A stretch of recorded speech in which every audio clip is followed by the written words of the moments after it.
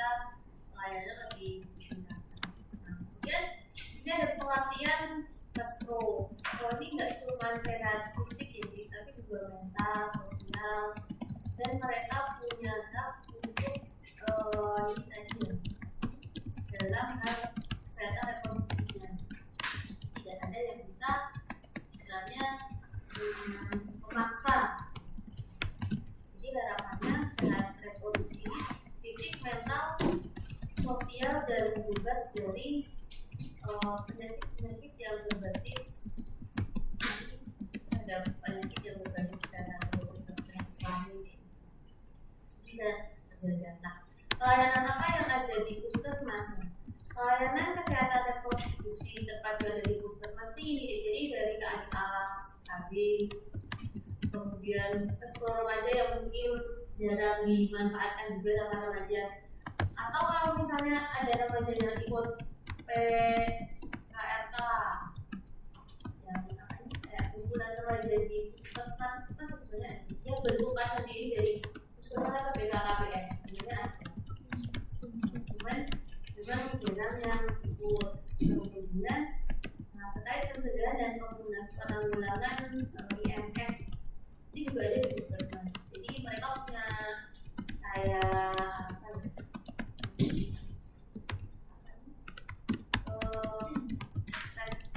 tesnya gitu, tes sederhana, tes MA-nya, rapid test.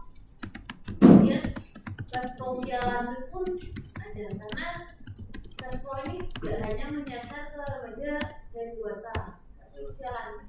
Kan kalau misalnya ada menopause kan juga dicek kan, punya ada menopause atau penyakit yang lain. Kemudian terkait pelayanan deteksi dini kanker lagi, ini kan sudah banyak jadi kalau teman-teman lihat mungkin broadcast terkait ada pemeriksaan gratis screening AMAME gitu kan ada. Jadi banyak juga banyak digencarkan. Nah, ini di PKRT itu bukanlah suatu pelayanan kesehatan ya, ini tidak berarti tapi sebenarnya sudah ada. Cuman harapannya mereka ini dalam setiap poli kalau kita jalankan di lapangannya, polinya ini saling terintegrasi. Jadi nggak berdiri sendiri lah. Saya tadi ada penyakit-penyakit yang ada langsung bisa dirujuk ke poli-poli yang lain. Bisa mendapatkan informasi terkait apa nih kontrolnya atau preventifnya seperti apa. Bahkan mungkin kalau misalnya perlu rujukan bisa dirujuk ke vaskes tingkat atas. Jadi intinya dalam satu pintu mereka bisa mendapatkan semua pelayanan. Jadi tidak harus tunggu besok untuk ditindaklanjuti. Jadi komprehensif. Harapannya seperti itu. Nah, sini ada 3 prinsip PKRT ya. Yang pertama holistik. Tadi ya disesuaikan dengan kebutuhan kliennya. Tapi misalnya nih, tapi kita juga perlu konsen ya. Ini mau nggak pasiennya mau misalnya nih, misalnya mau apa ya? Saya mau menikah kan ada suntik TT ya, aktif gitu. Tapi kan ada juga kita punya vaksin baru nama HPV yang ditawarkan, mau nggak vaksin HPV juga? Jadi intinya sesuai kebutuhan klien karena kan untuk mencegah terjadinya penyakit yang lain nih, jadi boleh menggunakan vaksin yang lain dengan HPV, tapi tetap ditawarkan karena itu bayar sendiri. Kemudian perpaduan dalam pelayanan, jadi one stop service, sekali datang langsung bisa ditindaklanjuti. Jadi nggak usah menggunakan kayak misalnya ibu kita sering kontrol dari cerita kehamilan nih KS1, KS2, ketika dilakukan deteksi kok mengarah ke misalnya bayinya susah atau apa, langsung dirujuk ke opsinya untuk kalau udah mau melahirkan tetap harus ada plan B kan. Jadi kalau misalnya emang nggak kembali ke posisi awal gitu.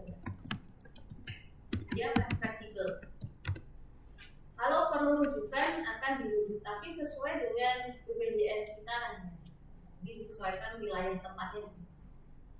Sebenarnya kita udah tahu nih ada alurnya, itu namanya PKR. Mungkin konsep PKRT-nya yang baru, tapi isi dalam itu sebenarnya sudah kita bentuk di puskesmas pun ada. Jadi contohnya, misalnya nih, ada ibu-ibu datang ke puskesmas, sebenarnya diberikan pelayanan untuk kehamilan saja, tetapi juga untuk deteksi yang lain. Misalnya nanti konseling, misalnya nih kalau ibunya udah melahirkan ditawarin mau nggak pasang kabel, mungkin ya tadi ya kan tujuannya bukan untuk membatasi, tapi untuk menjarangkan ya. Jadi bisa diberikan konseling di bulan-bulan akhir ketika mau melahirkan. Kemudian nanti kalau misalnya pas diperiksa kok ada tanda-tanda yang aneh, berarti kan mengarah bisa aja ke KDSP. Karena juga ada sekarang tuh puskesmas ada beberapa yang sudah punya psikolog gitu, beberapa. Jadi bisa langsung diarahkan ke sana untuk sharing lah. Cuman belum banyak. Nantinya puskesmas akan punya psikolog. Kemudian nih, kriteria puskesmas yang mampu tata laksana PKR. Yang bisa dilihat di puskesmas masing-masing ini, melaksanakan program PKR SMP, sekolah remaja, lansia, dan persekolahan. Harusnya kalau puskesmasnya sudah besar, bukan pusu ya, puskesmas, harusnya dia sudah bisa melakukan PKR. Kalau pusu kan kecil, dia wilayah kerjanya kan. Kemudian telah mendapat advokasi dan sosialisasi. Nah, jadi untuk PKRT pun mungkin puskesmasnya juga harus mempersiapkan sarana SDM-nya apakah cukup mumpuni untuk melakukan PKRT itu. Kalau bisa belum, berarti apa sarana atau SDM yang masih bisa ditambah apa. Kemudian poli-polinya tadi ya, terkait poli pasti ada poli kespro kan. Teman-teman main ke puskesmas solusi ada poli kespro, biasanya dijadikan nama KIA. Ada poli kespro intinya apa ya? Pemasangan HB gitu. Jadi mengarah ke sana. Kemudian, nah di sini petugas wajib mencatat pelayanan diberikan menggunakan rekam medis. Untuk rekam medis di puskesmas sekarang pun rekam medisnya sudah digital semua ya. Jadi udah nggak ada nih kayaknya yang bawa kertas masuk ke dalam ruang praktek, semua langsung masuk ke simpusnya. Udah pernah registrasi puskesmas. Nah, jadi kan masuk registrasi, langsung dokternya ngecek dari laptopnya. Udah ada apa nih? Misalnya tanda dan gejala sakitnya. Biasanya di registrasi kan kita ditensi ya, terus ditanya-tanya itu sama perawat. Jadi yang di depan itu biasanya perawat yang tensi sama tanya kita ini keluhannya apa. Nah, nanti dimasuk di ruang dokter biasanya cuma nanya sedikit karena sudah tertulis di situ kita keluhannya. Jadi kalau misalnya udah di anamnesis, dokternya akan menuliskan di situ sakitnya apa. Nanti langsung hasil resepnya masuk ke unit farmasi. Jadi semuanya sudah terintegrasi. Cepat. Nah, diutamakan dilaksanakan di puskesmas Konet. Konet apa itu? Puskesmas Konet. Ada Konet, ada Konet.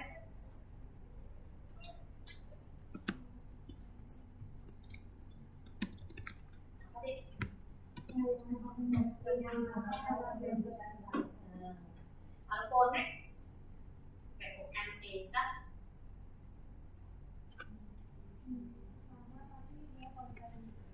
Jadi sebenarnya dasar pun dia sudah bisa melakukan PKRT.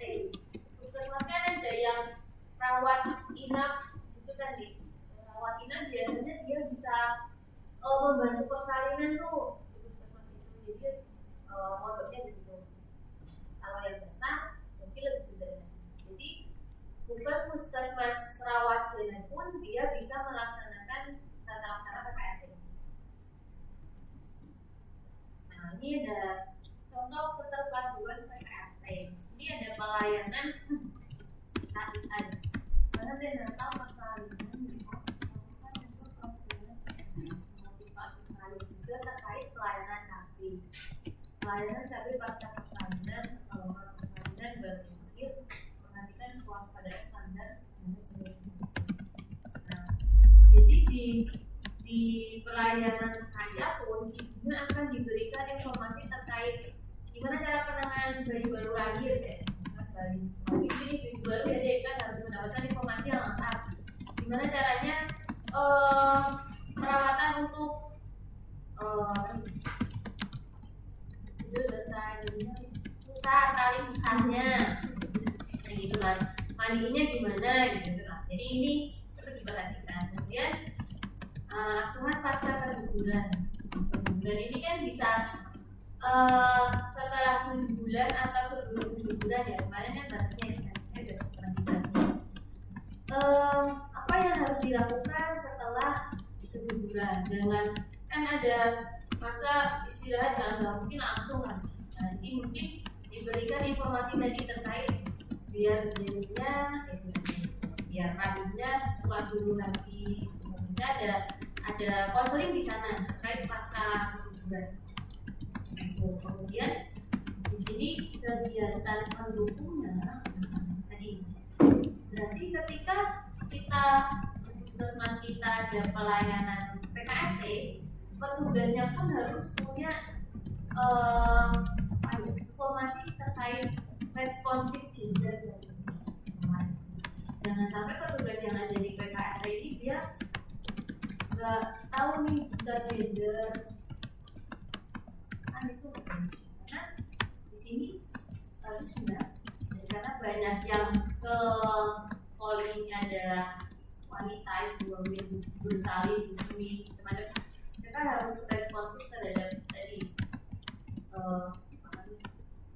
kekerasan terhadap gender.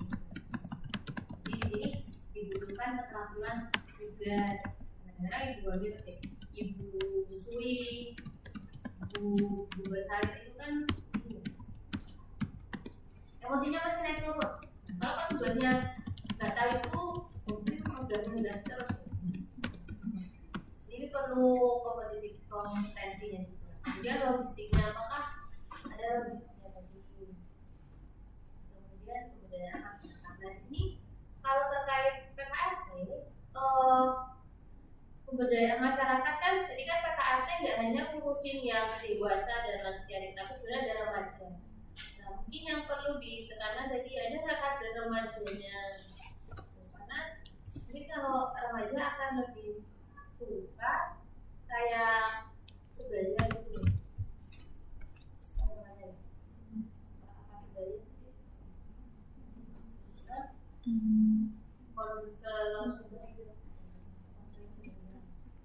Gitu sama lah umumnya. Kemudian koordinasi lintas sektor. Tadi kan ada banyak poli itu, sebenarnya mereka saling terintegrasi, nggak berdiri sendiri. Pertama yang paling penting tadi ya dia peka terhadap masalah-masalah sosial terkait keadilan kesejahteraan gender sama perempuan dan anak merasa beragama.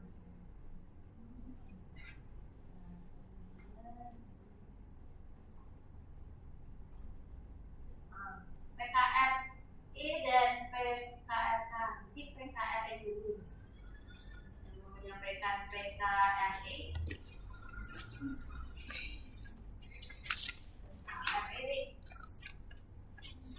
Ya, PKRI atau pelayanan kesehatan dan kondisi esensial itu merupakan pelayanan kesehatan dan kondisi yang diintegrasikan 4 komponen program dari kesehatan ibu dan anak, keluarga berencana, pencegahan dan penanganan infeksi menular seksual atau infeksi saluran reproduksi dan HIV/AIDS serta kesehatan reproduksi. Oke, jadi sampai aja. Kalau PKRK menyampaikan PKRK.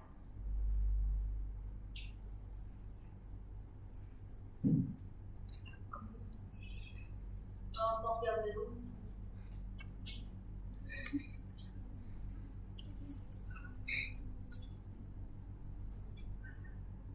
ya, kalau yang PKRK itu dari 4 komponen dari PKRK tadi ditambah dengan layanan kesehatan reproduksi pada usia lanjut dan atau komponen kesehatan reproduksi lainnya seperti pencegahan dan penanganan kekerasan terhadap perempuan dan anak, pencegahan dan penanggulangan kanker pada alat reproduksi, dan pencegahan dan penanggulangan kesehatan aborsi.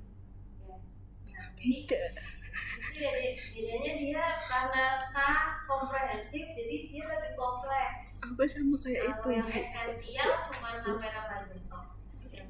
Nah, iya sampai lansia dewasa bahkan menangani dia sama menopause, jadi kalau laki namanya andropause ini ada juga, tapi mungkin bedanya enggak tidak tahu masalah terkait andropause.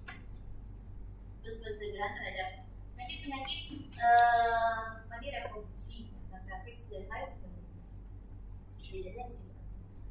Apakah ini ada di puskesmas? Ada. Ada. Bentuknya kalau di puskesmas kan dia alatnya nggak secanggih di rumah sakit ya, jadi bentuknya screening gitu. Nanti kalau misalnya hasil screeningnya itu dicurigai tadi terdiagnosis ini, akan dirujuk. Nggak mungkin pengobatannya di puskesmas. Kemudian di sini ada gambaran alat pelayanan kesehatan reproduksi terpadu. Nanti gambarannya kalau misalnya teman-teman sebagai pasien pasti akan ke loket registrasi. Nah, ke loket registrasi nanti di mana nih? Ditujukan kemana? Kalau umum, KIA, KB, IMS sampai rawat inap. Mau yang mana nih? Mungkin kalau misalnya butuh pendukung lab, nanti akan dicek biosampelnya nih ya. Kemudian nanti kalau sudah akan diberikan konseling di sini. Konseling itu biasanya jadi satu sama dokter kan. Nah, kalau prakteknya itu bukan yang konseling sendiri, kayaknya bukan gitu. Jadi jadi satu sama yang ada di poli-poli ini. Nanti masuk ke apotek. Harusnya pisah ya? Itu biasanya di juga terkait Kenapa bisa? Dengan ruangan dokter. Atau misalnya kalau itu hasil labnya mengarah ke penyakit yang sudah kronis, saya dirujuk ke rumah sakit sesuai kasusnya. Itu benar banget nggak sih? Jadi akan pengobatannya di mana? Pengobatannya pasti biasanya sakitnya masyarakat. Oh misalnya nggak dipisah gitu. Kalau misalnya fisioterapi itu kan bisa ya di BPJS. Tapi kalau misalnya jadi satu rujukan itu, satu surat itu biasanya untuk berapa kali fisioterapi gitu. Nanti kalau habis minta lagi, nah surat rujukan ke puskesmas. Ini boleh berkali-kali, tetapi harus diperbarui tadi surat rujukan. Nah ini contohnya tadi yang terintegrasi ibu ya. Nah, ibu ketika hubungan pertama namanya N1 dengan kanker. Ketika kunjungan ke puskesmas, mereka akan di anamnesis terkait ini dari identitas sampai status sekolah di mana, udah punya anak berapa, tabungnya apa, macam-macam gitu deh, sampai ada nggak riwayat terkait 4T, 4 terlalu 3 terlambat. Kalau 3 terlambat 4T apa? Terlalu muda, terlalu tua, terlalu banyak, terlalu dekat. Tua, muda, banyak, dekat. Terlambat membawa ke fasilitas kesehatan, terlambat mendapat pertolongan, terlambat mengetahui tanda-tanda apa?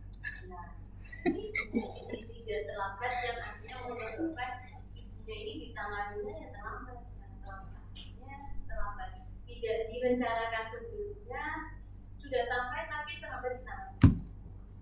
Ini kita ada riwayat ini. Harusnya sudah pas pada setidaknya tahu lah bahwa punya riwayat. Tadi terlambat bisa jauh-jauh dari sebelum HPL sudah siapkan semuanya. Kemudian di sini ada pemeriksaan fisik lah. anak fisik ibu hamil kan sebenarnya basicnya ini ya Rita, tapi ada satu tambah nih. Ada nggak tanda-tanda mengarah ke infeksi menular seksual? Karena ini harus segera ditangani biar benar-benar tidak tertular. Ada obat-obatannya pasti akan dikonsumsi. Nah, kemudian yang di sini, nah pelayanan terkait PJJ KB, ini per semester jadi semester awal mereka akan diberikan informasi terkait ini ya nih hubungan seks selama kehamilan, mungkin hubungan berikutnya di semester kedua terkait karena udah mau melahirkan otomatis di sini disebutkan kayak KB pasca partum. Nah, mau nggak pakai KB pasca partum? Kalau anaknya udah banyak pasti disarankan ke arah ini. Nah, kemudian selama proses pelayanan ini nanti akan dideteksi apakah ada gejala-gejala yang karena mental, gejala kesehatan mental yang gangguan ke sana nggak? Kalau ada, berarti itu adalah konseling. Kemudian di sini ini kan ibu hamil nih ya. Kalau udah hamil, udah melahirkan, di sini mereka akan diberikan informasi tentang hubungan awal ya, berarti KN-KN-an. Nah ini ibu bersalin. Ibu bersalin bisa nggak bersalin di puskesmas? Bisa. Tadi kalau puskesmasnya punya rawat inapnya. Ketika ibu bersalin juga dicek lagi tanda-tanda IMF-nya, di anaknya juga dicek kayak SPI. Dini apakah ada. Kemudian pertolongan persalinan ini kalau di puskesmas harusnya sudah sesuai ya, karena yang bantu pasti tidak tugas dia sudah punya skill lah ya, skill. Kemudian diberikan konseling terkait tadi perawatan pasca melahirkan untuk bayinya, untuk ibunya, masa-masa nifas seperti apa, kemudian perawatan eksklusifnya kalau hasilnya nggak keluar seperti apa gitu. Kemudian nah terkait ASI bagusnya berapa bulan? Nah tapi kan kondisi itu macam-macam ya deh. Ada juga yang akhirnya nggak keluar hasilnya didorong pakai support. Nah balik lagi support bagus atau enggak? Ada kalau misalnya udah nggak keluar bayinya malah nggak bisa apa kan tambah hasilnya. Jadi ya tergantung masing-masing, kalau itu demi kebaikan bayinya ya masalah kan udah konsul sama dokter juga, jadi nggak ada masalah juga kalau misalnya harus dibantu sama support padahal nggak ada apa-apa. Nah ini kunjungan nifas. Kunjungan nifas itu dibagi dua ya, ada untuk ibu sama untuk bayi yang baru dilahirkan. HF1, 2, 3, 4. Nah, sama aja di sini lah. Terkait infeksi ini juga setiap pemeriksaan diulang-ulang ya. Takutnya mungkin sana belum kelihatan gitu. Nah, tapi jangan sampai ada. Tapi tetap dipantau. Kemudian, nah ini setelah beberapa hari atau beberapa bulan dilahirkan ditawarin lagi nih ada pelayanan kayak kabel postpartum. Jadi dokternya atau tidaknya memberikan konseling terkait tapi apa yang paling tepat untuk bayinya. Nah, bayi di sini kan ada kan imunisasi untuk bayi baru lahir kan ada juga, ada beberapa itu harus didapatkan juga, dengan sampai ini pasti semuanya pro imunisasi. Kalau misalnya kontra berarti nanti bayinya nggak dikasih apa, karena nanti tidak ada proteksinya. Kemudian di sini, nah ini tadi akseptor KB ya. Jadi terkait ke alur pelayanan KB. Jadi dari ibunya misalnya mau nih masuk ke mau dipasang KB aja buat penjalanan kehamilan, nanti masuk ke bagian alur pelayanan KB. Nah, nanti dideteksi di anak versus lagi di sini. Jadi harapannya semuanya itu dapat. Nah, kalau untuk remaja, nah remaja nih apa yang sudah diketahui diketahui tentang persiapan berkeluarga dan rendah, tapi ini sama dengan PH. Jadi mungkin di sini remaja yang sudah siap akan menikah akan dibekali terkait ini ya, dari literasi juga di sini. Kemudian masalah-masalah keseimbangan. Biasanya karena masih remaja kan nilainya kecil ya. Nah, nilainya kecil mengarah ke cek. Nah, jadi gimana caranya biar remaja ini nggak cek orang yang uji kronis? Nanti harusnya bidannya di sini memberikan informasi. Karena kan salah satu indikatornya tingkat lengan ya, nih. Atau mungkin BMI-nya juga bisa kurus banget, tapi udah mau menikah nih. Nah, jadi ketika mau hamil harusnya badannya itu disiapkan untuk bisa menopang bayinya. Ini dengan takut beri susu. Kemudian apalagi? Nah, tanda-tanda kek nih, tanda-tanda anemia. Kemudian dari sini, nah, kalau teman-teman lihat sebenarnya sudah ada formulir ya, formulir PKRT di setiap puskesmas dia pasti mengisi ini. Jadi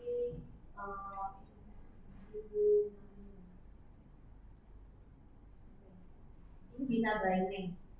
Nanti dia ibu hamil atau wanita usia subur atau dia sektor kemajuan berapa jumlahnya, nanti di data direkap semuanya di sana. Nah, itu gambaran PKRT yang ada di puskesmas. Di luar negeri ada PKRT nya.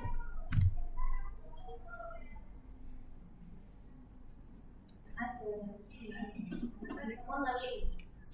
Karena kalau periksanya ini tapi dideteksi ada yang lain, otomatis kan dirujuk ke poli yang lain. Itu gambaran PKRT yang ada di puskesmas. Jadi kamu boleh baca di sana. Yang mau ditanyakan?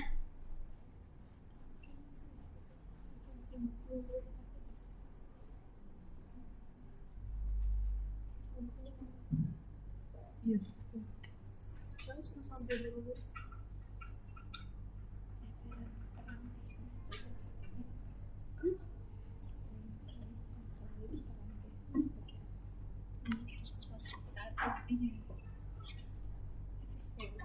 Lagi ya, deh. Nanti saya mau menjelaskan yang Jadi ya, atau pengisi data dulu. Tapi emang yang tugas buat tugasan. sama paling itu masih Nah, kemarin kan masih yang paling kayak itu masih ya, ada macam-macam. rukun-rukun Harvard, Moser sama JAP, gender analisis pathway. Jadi kita pakainya gender analysis pathway aja. Jadi saya kasih contoh. Jadi gini, nanti tugas teman-teman di sini pilih kebijakan atau program yang mau dianalisis terkait kesehatan ini. Banyak kan, banyak bebas. Kemudian nanti dituliskan tujuan program itu tuh apa, fungsinya apa. Kemudian sajikan data pembuka. Data ini bisa didapatkan dari misalnya data penelitian atau datanya profil kesehatan kabupaten atau kota Indonesia. Tapi kan ini spesifik biasanya kalau sekarang agak sangat luas ini. Jadi kalian boleh pilih kebijakan yang ada di kabupaten atau kota. Tidak terlalu luas. Nah, nanti dianalisis nih terkait APKM, nanti ingat APKM. A.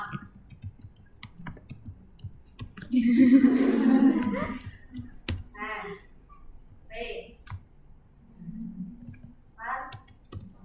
Komunikasi. A. Kontrol. M.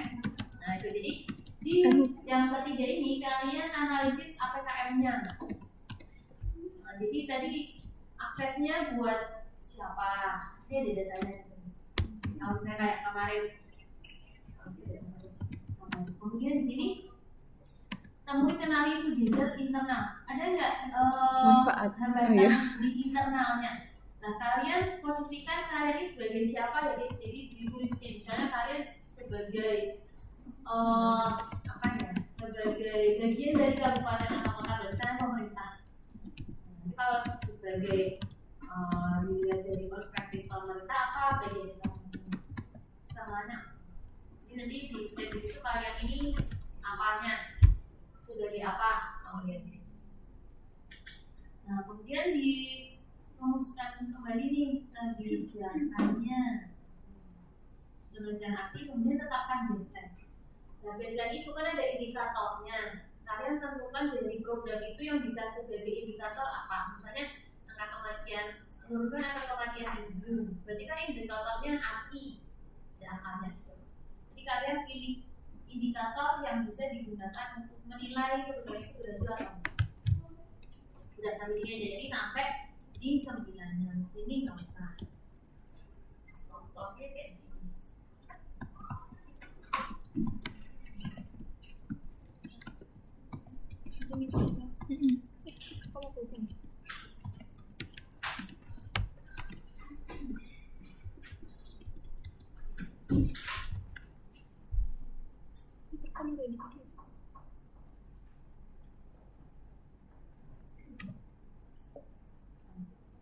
ini misalnya KB nih, program kegiatan tujuannya KB. Jadi kalian sebutkan di situ programnya apa, kegiatannya apa, tujuannya. Kemudian di sini, dan data pembuka. Nanti kan di harapan kedua sebutkan tanda pembuka ya, data pembuka. Kalian masukkan data-data yang berhubungan sama program itu. Bebas carinya di mana aja. Nanti wanita yang menggunakan KB Indonesia, per provinsi. Nanti disebutkan aksesnya di mana. Kalau dari sini kan berarti bisa kelihatan ya di mana tadi perempuan lakinya berapa.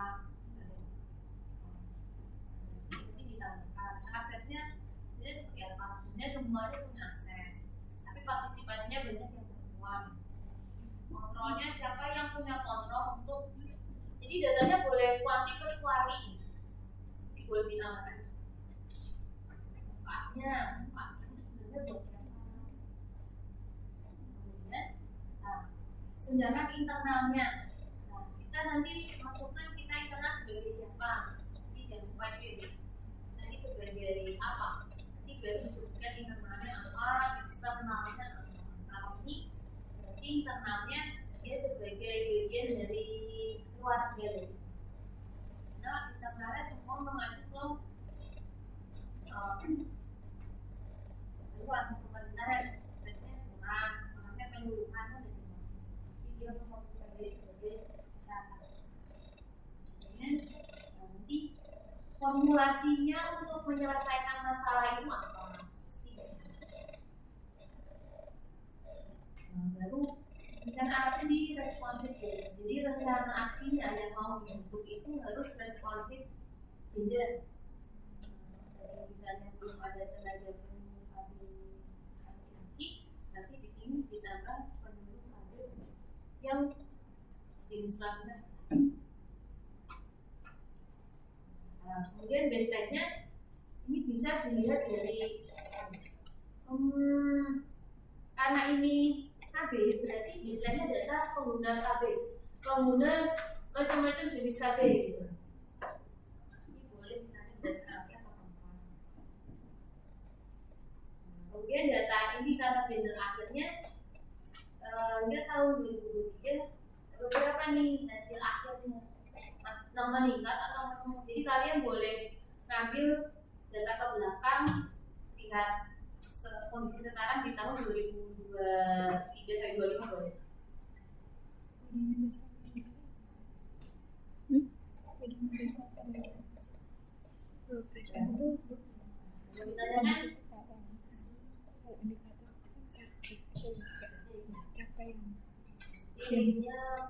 Yang harus dicapai di revision ke indikator gimana kayak ini ya serta karena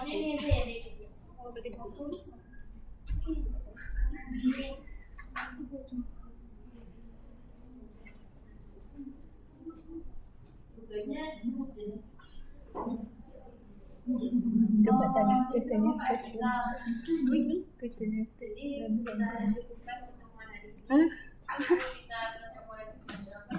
cepet banget deh. Jam 8. Setengah 8 adik. Nah, saya jangan dalam kegiatan juga. Itu waktunya. Oh my Jam god, setengah 8 ya. Apa deh? Lu mau nanya bedanya baseline sama indikator apa ya? Baseline-nya itu nanti kalian bisa ngambil di tahun lebih lama lagi. Baseline. Dan indikatornya nanti boleh di tahun yang seterusnya. Apa sih Bu? Ya. Setengah 8. nanti tegaknya ke obat ya. Kalau indikator Udah berhitung dulu nih.